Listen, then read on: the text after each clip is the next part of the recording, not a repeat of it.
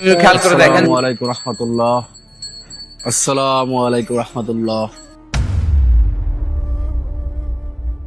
সবুজ, তোমার দিন শেষ। তোমাকে আমি নিতে এসেছি, তুমি আমার সাথে চলো। আরে ভাই, কে আপনি? আপনি আমাকে কোথায় নিয়ে যাবেন? আর আমি বা আপনার সাথে কেন যাব? আমি মৃত্যুর ফেরেশতা, তোমার হাতে আর কিছু সময় বাকি আছে। আরে ভাই, কি মজা করতেছেন আপনি আমার সাথে? মজা করা হলে অন্য কারোর সাথে গিয়ে করেন।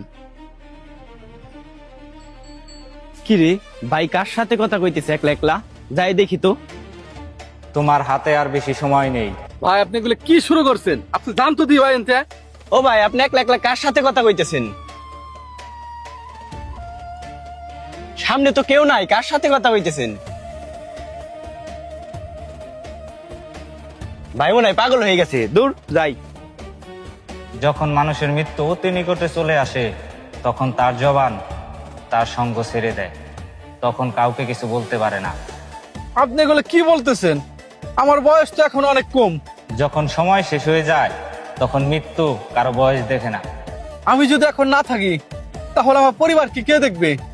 যখন তুমি এই দুনিয়াতে থাকবে না, তখন আল্লাহ তাআলা তোমার পরিবারকে দেখে রাখবে। তাই বলে আমাকে এই বয়সেই, হ্যাঁ, কই গেল? হ্যাঁ, কই গেল? আল্লাহ,